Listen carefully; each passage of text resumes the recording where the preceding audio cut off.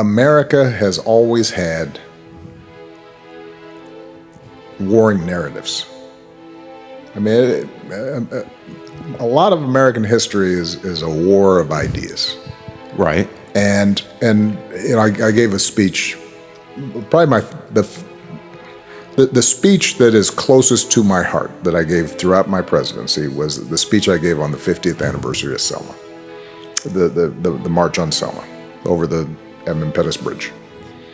And I talked about that clash being as important as Gettysburg or Appomattox.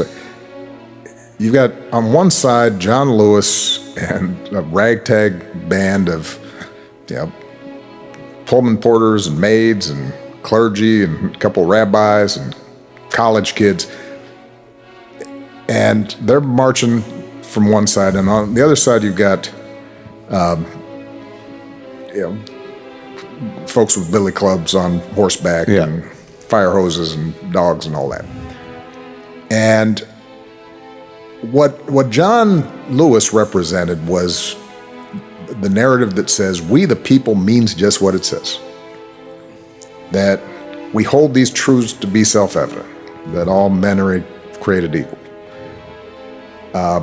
And on the other side was the fact of slavery and conquest and hierarchy and domination, and if you didn't have property, you didn't vote, and women weren't involved, and that was always part of America too. Right. And the question has always been, can we pull off this experiment in which people are showing up from all over the place? They're not tied together by blood. They don't necessarily worship God in the same way or worship God at all. They speak different languages. They have all these weird foods. They show up with these odd customs, and some of them were dragged here in chains, and some of them had their land taken from them and their culture destroyed. And out of all that, can we create a shared creed, right, that allows us to live peacefully together and get stuff done? And on the other side, there has always been the idea that no, we the people means something very particular. Yeah, it's some of us are equal. There's always been this fight over what is the true story of America, and I believe deeply in this story that if we can pull this off, if we can actually treat everybody with decency and respect and compromise and make democracy work, it shines a light for the entire world. Right. I don't understand why your answer to Justice Kagan's question about is this a compelling state interest is no. The answer is obviously yes, that you have an interest in remedying the effects of racial discrimination that we identify using this tool. Whether you go too far in your remedy is another issue, right? Your Honor, I think step zero in all of these cases, it was certainly step zero in the Robinson litigation, is the plaintiffs came in and said, we want another majority black district. I thought they came in and said, we are not receiving equal electoral opportunity because our votes are being diluted. Which is the same way of saying we deserve a second. No, it's not, because again, just trust me on this. The second electoral or second district is a remedy that one could offer for a problem that we've identified. And the whole Robinson litigation was about identifying the problem. Is this really happening? In many, many Section 2 cases, the court says, you're wrong, you're fine. There is not an electoral opportunity being denied to you, go away. In this case, the court said, I see. I'm looking at the factors. I appreciate what you're saying. You've proven that we have this problem. And so the next question is, how do we go about remedying it? There's a lot of things that people believe is going on. There's an issue with his face. There's an issue with maybe drop foot.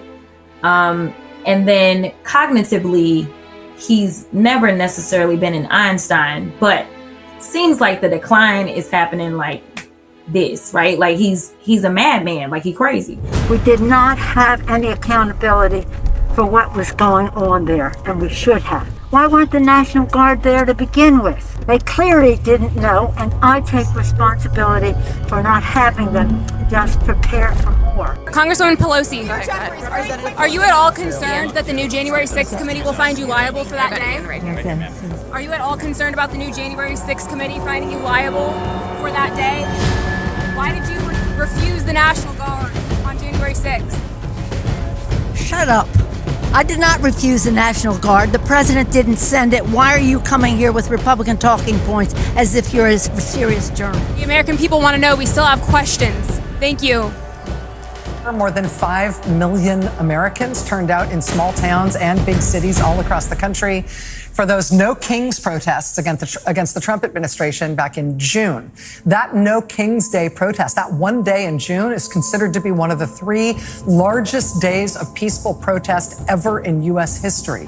There were so many demonstrations on No Kings Day in June that when we covered them here on this show the following day, we had to show them in batches of 20. To even scratch the surface of how many of them there were. Well, now the second No Kings Day is just around the corner. It's this Saturday, October 18th. And the organizing effort around it so far indicates that it might be even bigger this time around. In June, for those huge protests, they got like 2,100 different protests. This time for Saturday, organizers are expecting more than 2,500, even more than we saw in June. And so we took all these incidents, and my staffer, I'm like, dude, this letter is getting way too long. I mean, it was like he's falling asleep. He forgets that he appointed Jerome Powell. We would have added January 6th if we had dropped, he forgot he was president on January 6th. The rest of the world did not. So there is something happening, and this is based on what actual medical professionals have told me, mentally as well as physically. And then after they put out their report of his most recent physical, it has only led those on the medicinal side to think for sure that he had a stroke. And so there are some that are believing that it may have taken place when he went MIA, because he never goes away, y'all, never.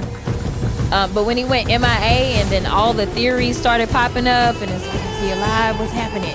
Because there was nothing, right? There are people that are theorizing, because I think within 4 to 6 weeks of one of these incidents, you have to go in and you have to get imaging and things like that, which is something they can't do at the White House, which would require them to get him over to Walter Reed. So we are asking the serious probing questions because mental as well as physical fitness are things that the American people are supposed to be made aware of when you are serving at the helm. So as much as I make fun of cankles, it is very serious, and we need to know. We're going to call for accountability, and indeed, the tables will turn someday. These people should recognize that maybe they're not going to get prosecuted today, although we're looking at doing that, but they may get prosecuted after the Trump administration for the things that they did, because the statute of limitations won't have run. There are so many different corrupt sycophants within the Trump administration, including but not limited to within the Department of Justice. Now, these people don't have immunity. And the reality is, the statute of limitations is 5 years, and there will be accountability with the next administration, if not before, when Democrats take back control of the House of Representatives. We are making it clear that we're going into the majority a year from now. We have every intention to do that, and so we will bring oversight, accountability. We will subpoena the Department of Justice, but also private actors who have done these drug deals with the administration, college campuses, entertainment companies, law firms. And so accountability is coming. Well, I'm excited to announce that I will be supporting Senator Fateh for the mayor of the city of Minneapolis. Our Congresswoman, who I'm really excited to have her support. And with that, Congresswoman Ilhan Omar put her stamp of approval on a grateful State Senator Omar Fateh, who envisions a city that is more equal. Minneapolis seems to be a tale of two cities, one for the wealthy and the well-connected, and the rest of everyone else. The Congresswoman believes the 35-year-old senator, a Democratic socialist, can lead with a progressive agenda. I have trust in the senator's track record that he will find a way to make sure that we have ordinances, legislation that is passing through that speaks to the desires and the needs of the residents of the city. Fateh's run has not been entirely smooth. He is being accused of campaign violations for continuing to use the term DFL endorsed on his campaign signs. The state DFL rescinded the endorsement after convention irregularities surfaced and declined to make an endorsement of anyone else. Fateh says he is benefiting from a backlash. People stop me and they tell me that we're really hurt and upset by what happened with the DFL taking back the endorsement. Fateh continues to deny questions about any ethical missteps, including when he fast-tracked a housing bill without disclosing his wife's alleged business ties to the project. It was not a finance bill. It was not to benefit my wife or anyone. It was a program integrity bill. Representative Omar knows both Senator Fateh and Mayor Fry well. She says it's Fateh who is best suited to bring the warring factions at City Hall together. Fateh points to his work on expanding access to opioid detection strips, free college for low-income students, and a deal to keep Uber and Lyft drivers in the Twin Cities as examples of how he can work with different sides. For Jacob Fry, not getting a Representative Omar endorsement is nothing new. He's won the mayor's race twice without it. With photojournalists Louis Carpel and Nick Luneman, Esme Murphy, WCCO News. See, I know what it feels like to be attacked for just doing your job. But I also know what it feels like to overcome adversity. And so I stand on solid rock. And I will not bow. I will not break. I will not bend. I will not capitulate. I will not give in. I will not give up. You come for me, you gotta come to all of us.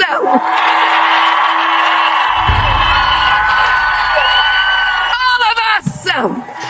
Every single one of us. We're all in this together. You see, I've learned to stand on the shoulders of my ancestors who came before me and weathered the storm. And despite being seared with scars, they survived. And if they can survive, so will we. So over the last few days, I've summoned their strength and their courage. And I will keep fighting for justice. I will keep fighting for New Yorkers. I will keep fighting the aggressive policies of Washington, D.C., and I will not stop. Let me be clear. This is not a moment for capitulation.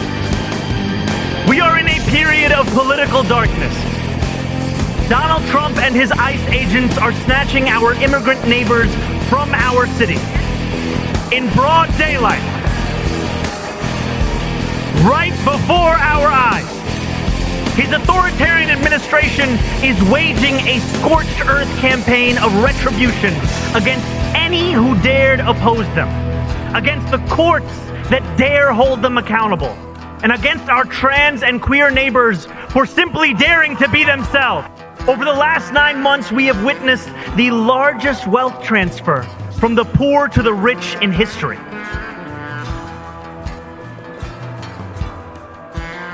Trump is like Andrew Cuomo, beholden to billionaires and oligarchs.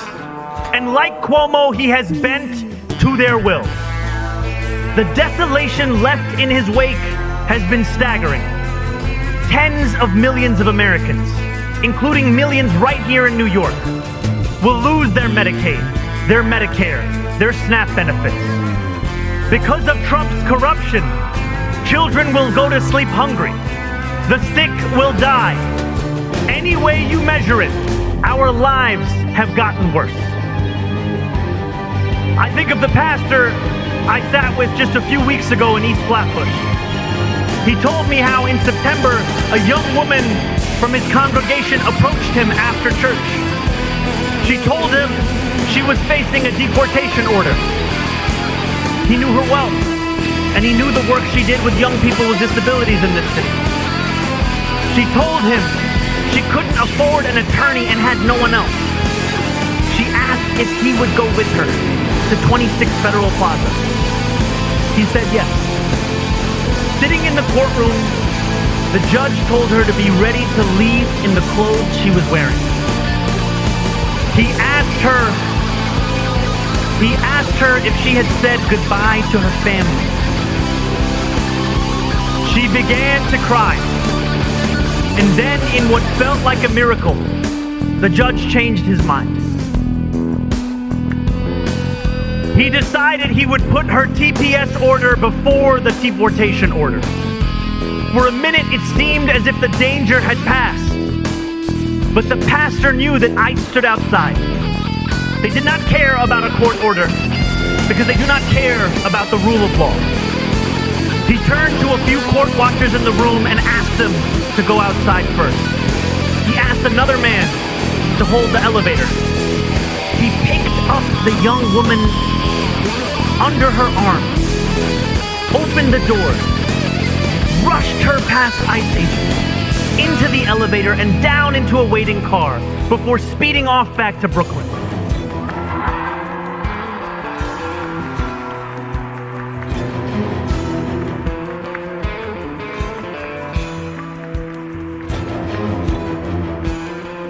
Through it all, her feet had never even touched the ground. He told me that it felt like the Underground Railroad. And still he knew she was anything but safe.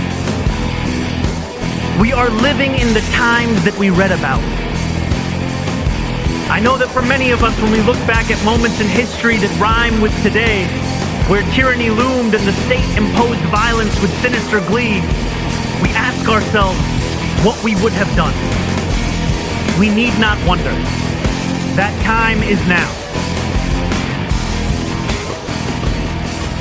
And I am proud to look out onto this crowd at New Yorkers who, amidst this despair, have continued to believe in a world better than this. With every block walked, every petition signature earned, you have refused to normalize a politics of cruelty, of greed, of exploitation. You have asserted your power. We cannot continue to rely only on our military in order to achieve the national security objectives that we've set. We've got to have a civilian national security force that's just as powerful, just as strong, just as well funded.